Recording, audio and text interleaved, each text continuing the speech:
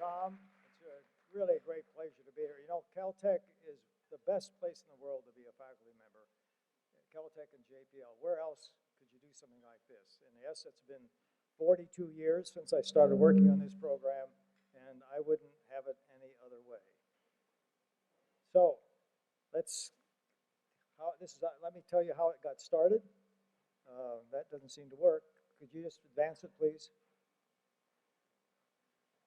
It was 1965 when a graduate student, CalTech, was working up at JPL and discovered that if you launched a spacecraft in 1977, it could fly by Jupiter, Saturn, Uranus, and Neptune because they were all together on the same side of the sun. And there was a window that lasted between launching in 1977, 1976, or 78.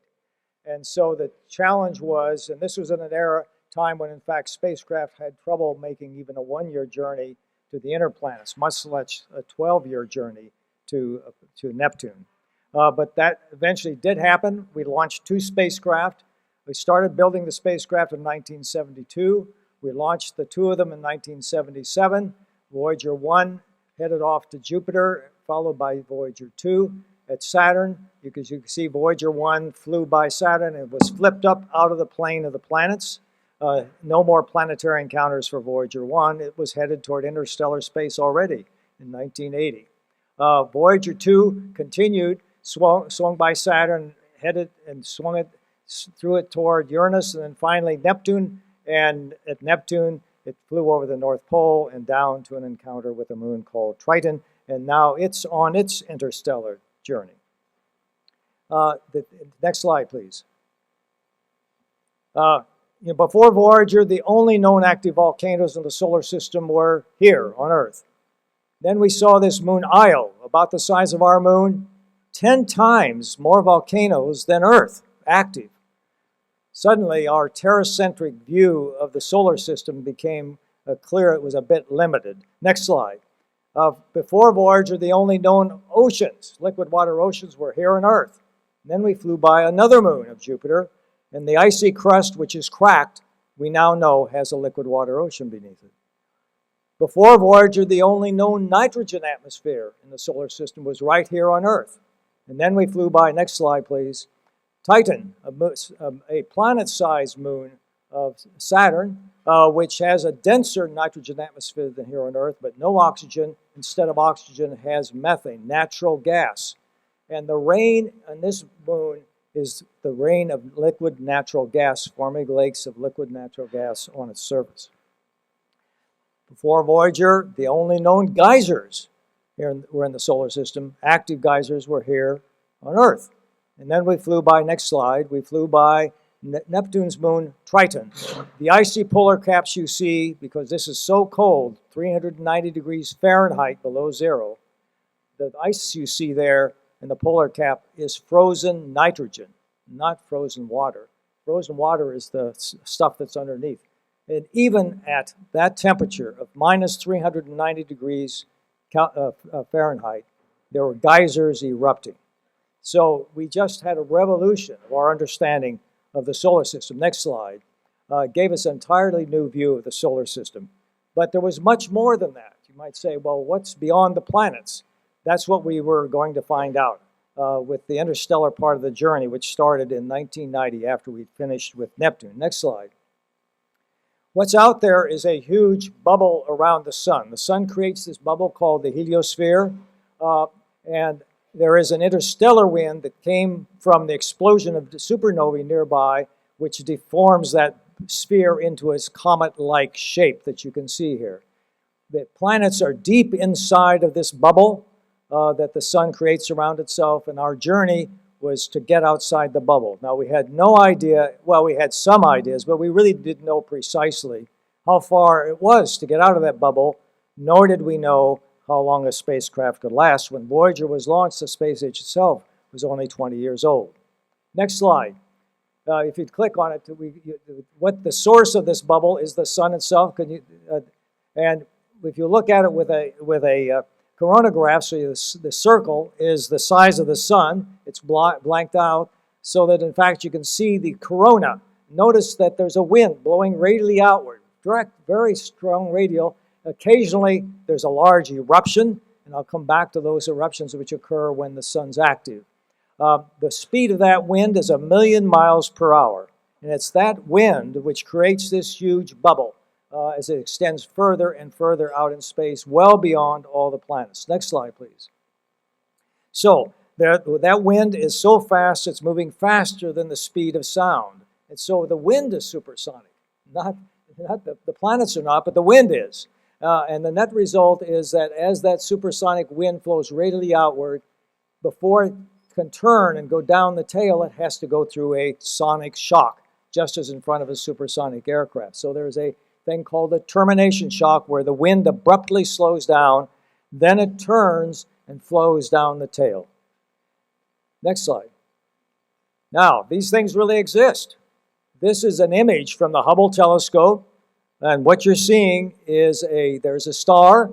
It has an invisible astrosphere around it, and this is the bow shock out in front formed because an interstellar wind is impacting and flowing around that astrosphere. There's another little one up there which maybe you can see. So they're out there. We're inside, and we were and now have finally gotten outside. Next slide.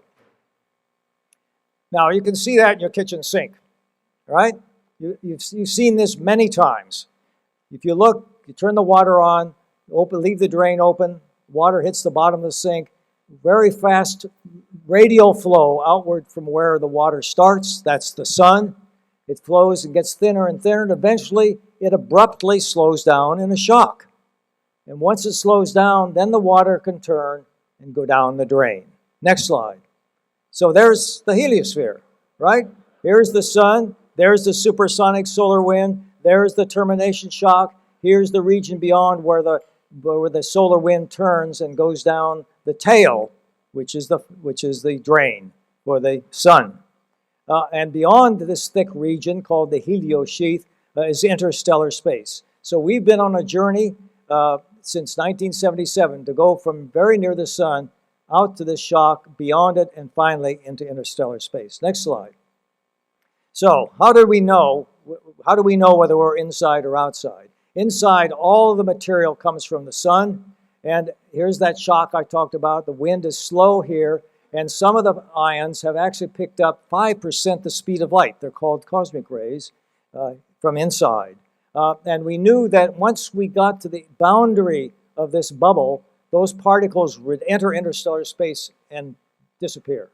So one signature was look for a sudden decrease in all these energetic 5% speed of light ions which are out there. Next slide shows we watched and watched. 7 years, the counting rate, the units are unimportant. Just look at the counting rate. It was 26 counts per second. It had been that kind of a counting rate for 7 years. Next slide. Well, it started dipping a bit. This is in June of 2012. Next. Oh, came back. Next.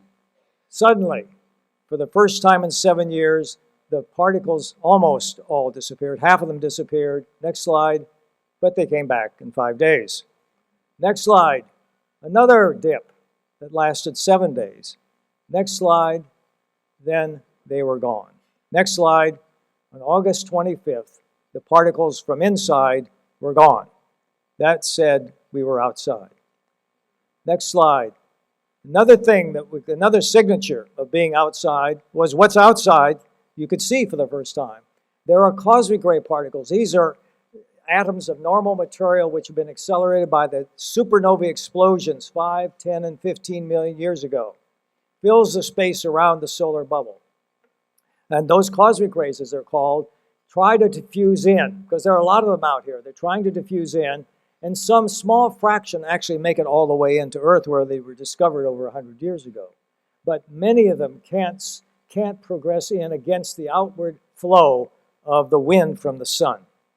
So we were going to look at the rate at which these particles we could detect them as we moved further out, waiting for the time when suddenly they would be there in full display. Next slide shows when we launched in 1977, so we're starting at Earth, the counting rate was 0.6 counts per second. Next slide. By the time we got to Jupiter, the sun had become a little more, had more of these blast waves and kept pushing the cosmic rays out. There actually were fewer at Jupiter than there had been at the Earth. Then when we got to Saturn, next slide, even fewer yet. The sun was becoming more active and pushing things back out from away from the Earth. Next slide.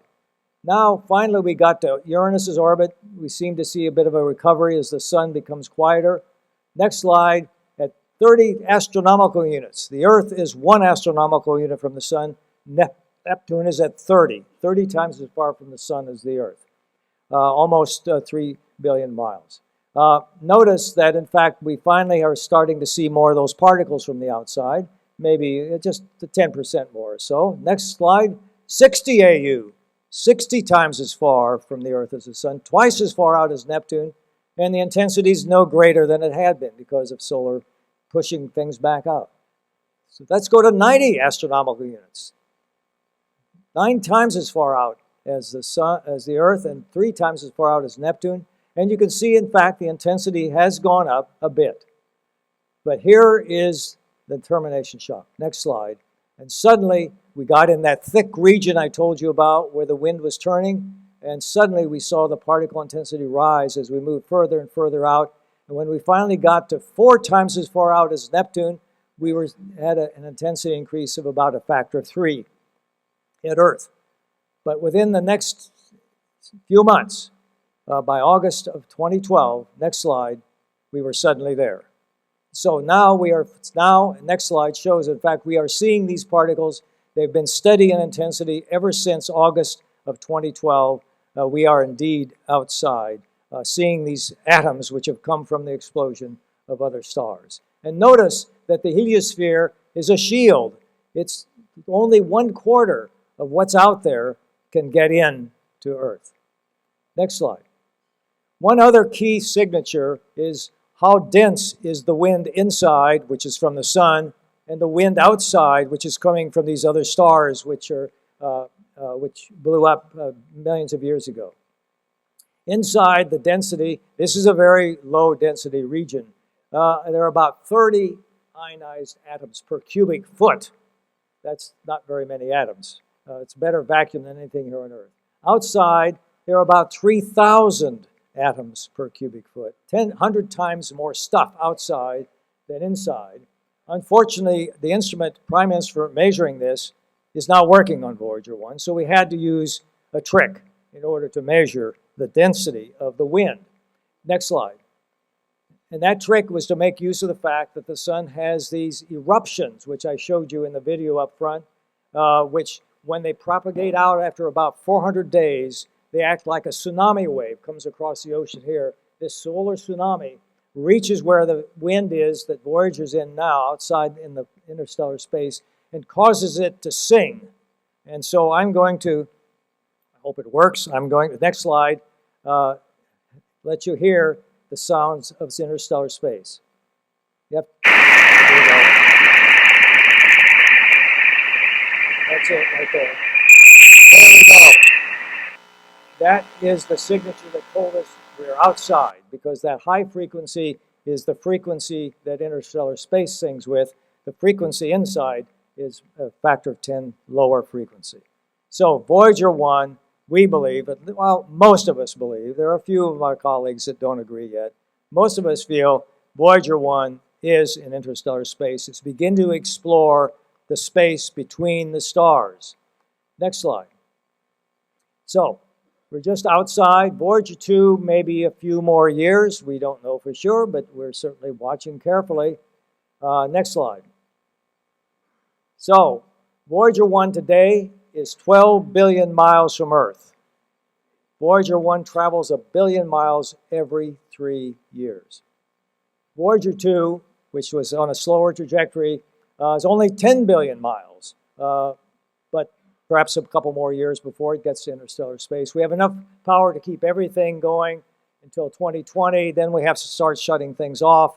And by the 2025, we will have used up the power which is available to us. And then the Voyager will be on still another mission. Next slide. And that is they will be orbiting the Milky Way galaxy every 225 million years for the next billions of years. They will be our silent ambassadors. Thank you.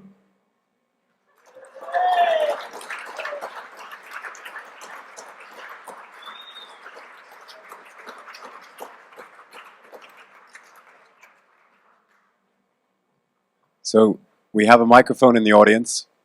Dr. Stone is happy to answer some questions. If you put your hand up, and Alexander will come to you with the microphone.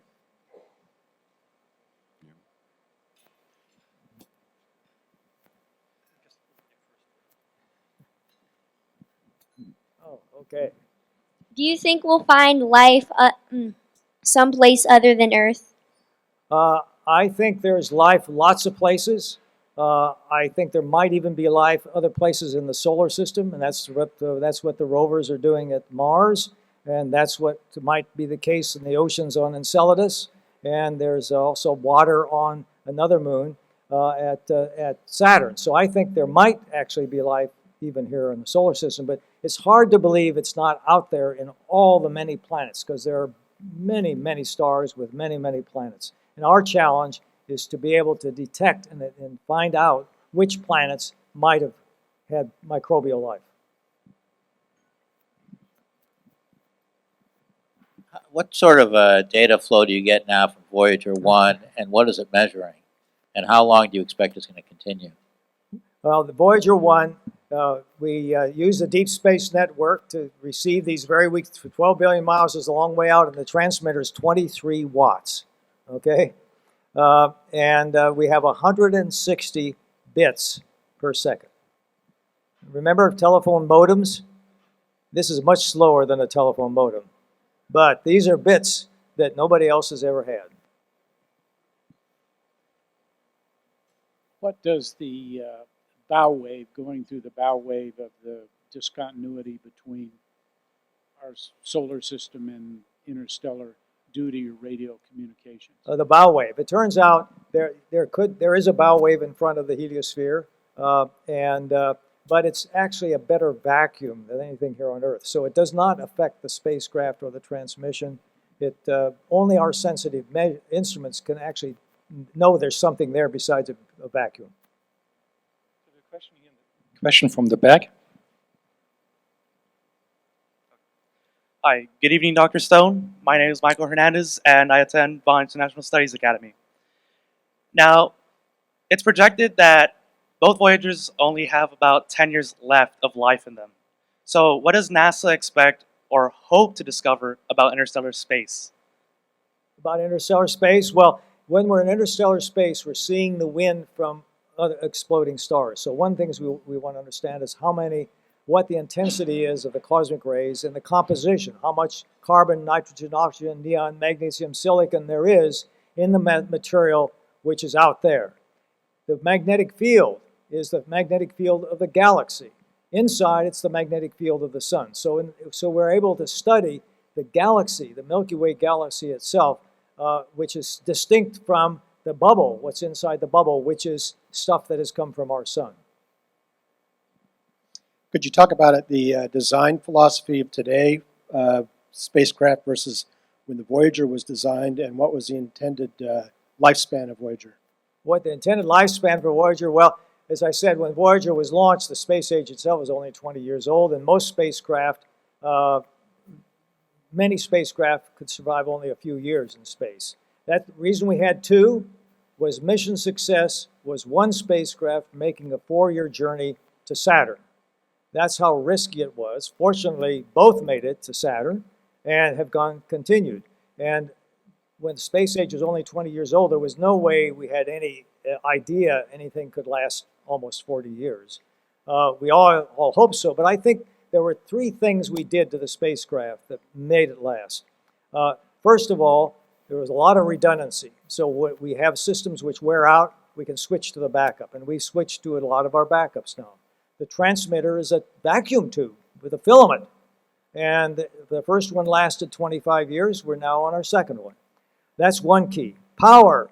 It is natural radioactive decay of plutonium-238 generates heat. You bolt thermocouples on the heat source and generates electricity. No moving parts, very robust. and the half-life of plutonium-238 is 88 years. So that means every 88 years you have half as much power as you had. It turns out we don't do quite that well, but almost that well. And the third thing is that Jupiter, the first giant planet, has an intense radiation environment. And so when that was discovered just before Voyager was being built, we realized we had to design the circuits to be able to take the damage and desensitization that occurs with radiation. But having survived Jupiter and the rapid aging it did to us, that spacecraft is really now got a very long, the parts have got a very long life. So all of these things and a lot of good luck, because there can always be a bad part somewhere that could have stopped the whole thing. Fortunately, that has not happened. Good evening. This is a fun question. You study the planets, Jupiter, Uranus, Saturn. Now I want to ask you from your perspective as to an astrologer's perspective. When you think of Jupiter, astrologers think of the great benefactor. When you think of Saturn, the astrologer thinks of the great taskmaster. Is there any correlation? Is there any reality to any of this? Or, no, because you've studied them. And then the astrologer says, this thing is in conjunct in so many degrees. And I know you don't, but there has to be something that you believe, because my science teacher taught me that God is in the microscope. Well, I think that I can't tell you about astrology. I can tell you about planetary science, and I can now tell you something about interstellar space, which is really, really quite remarkable. Some years back, there was publicity about a Voyager anomaly, changes in course. It was the Pioneer Anomaly, actually. Can you explain what that was, the anomaly? I'm sorry? Can you explain that anomaly? Oh, let me tell you what it was. Pioneer were two spacecraft which were launched before Voyager and were pioneers. They went out and showed that we could actually send a spacecraft through the asteroid belt and could survive the Jovian radiation environment. We tracked it very carefully, and what they noticed that it appeared as though there was a slight change in the speed from what Newtonian physics said should happen. By slight, I mean something like a billionth of the effect of gravity here on Earth. So it was almost immeasurable. And this was called the Pioneer Anomaly because it suggested maybe there's some new physics which is on a large scale that we can't see on a small scale. But it turns out it really was just a materials property outgassing, a radiation, thermal radiation, which was not uniformly radiating in all directions, and that was acting as a very slight change, causing the speed to change very slightly. So I think it was just materials and thermal radiation and not new physics. Although it sounded exciting if it were to be new physics, but it's not, I think.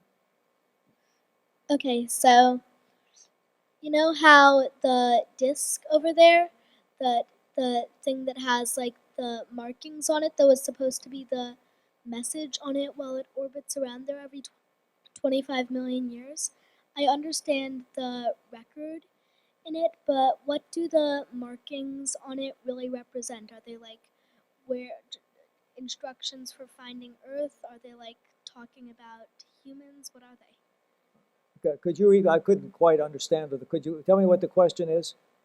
So, what do the markings on that gold the markings? disc, what do they represent? Okay, that is a cover of a grooved record, which you probably don't really have ever seen, but in fact,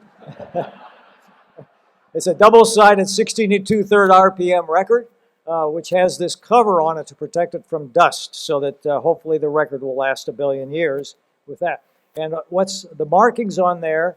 One of them tells the thing that whatever the life that finds this how to make a picture out of what's on that record. So it's like a scanning on a television set. You can see the circle says, and if you get a circle when you make the picture, you did it right.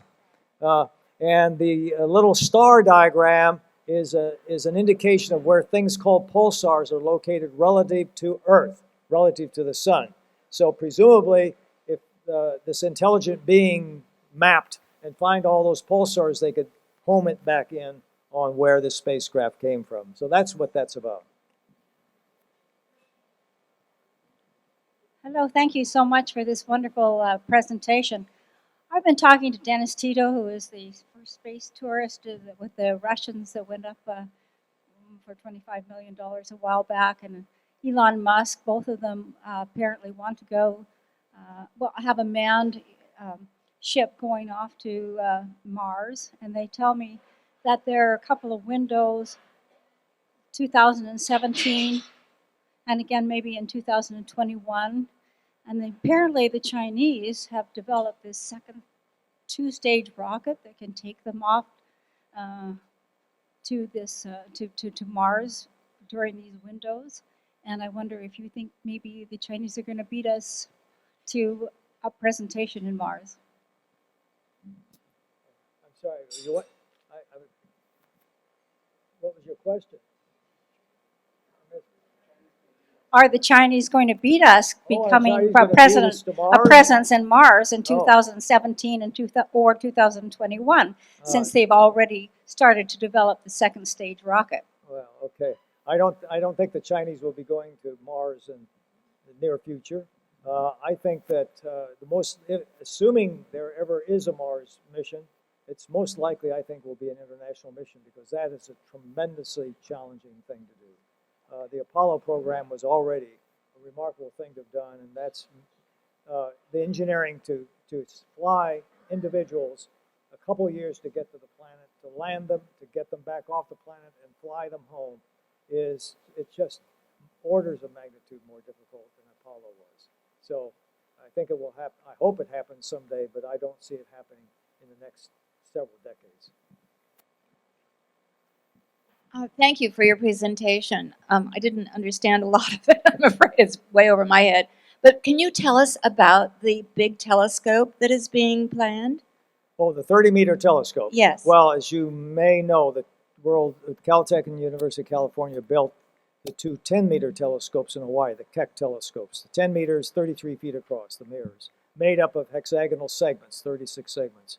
Now we had groundbreaking last October for a 30-meter telescope, a mirror basically 100 feet across, 492 hexagonal segments to make up that telescope. That telescope will have 81 times the sensitivity of the Kecks. So whatever we can do with the Kecks, which are the best in the world today, this telescope can do 81 times faster. It'll be in Hawaii, very near the Kecks. You'll be able to stand at the Kecks and see it right down on the side of the mountain on the Big Island. And we'll be able to see the first stars in the universe, and we'll be able to really study those planets around all these nearby stars that may be Earth-like.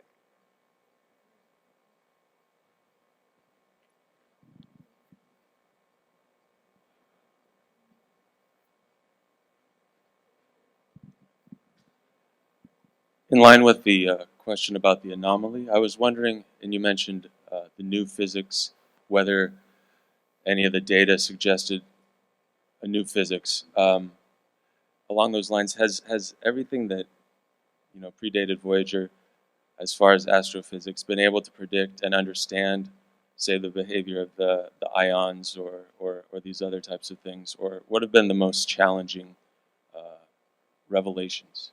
Well, I think these challenging revelations really have to do with the fact we really did not expect these worlds, which are very cold and small, to be anything but frozen relics. And in fact, many of them have very active geology going on today.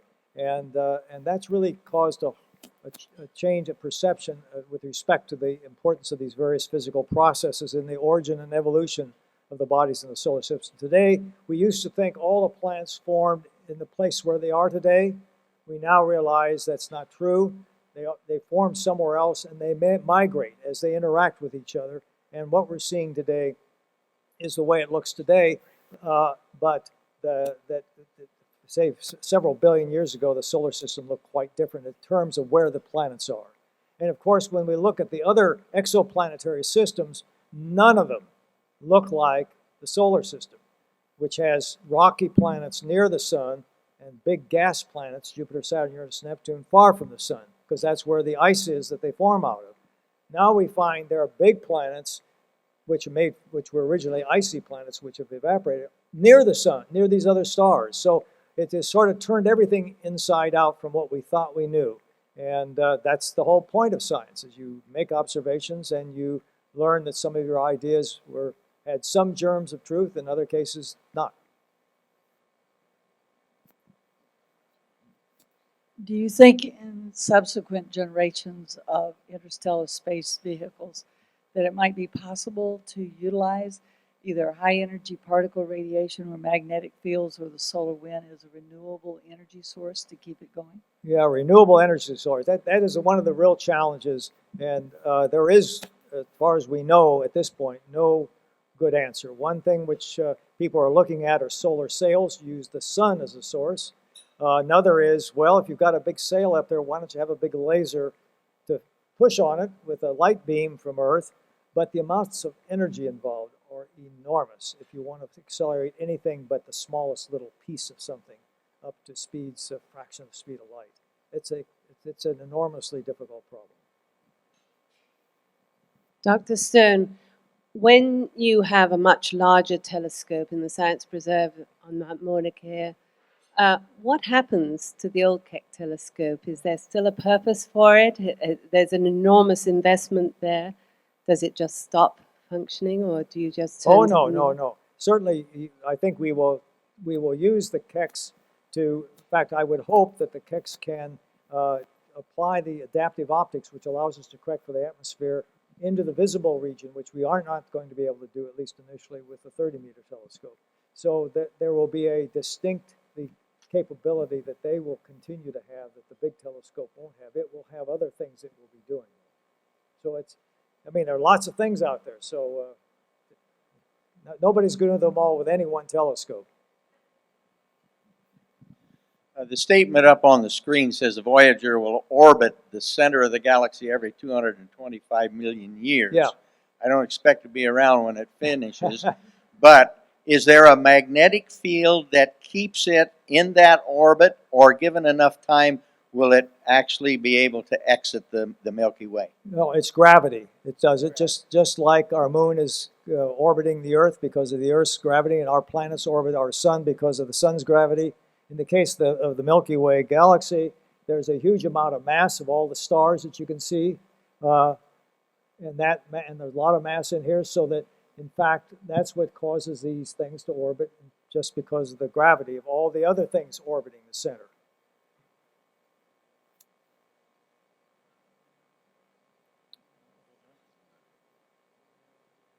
I think we'll make this the last question.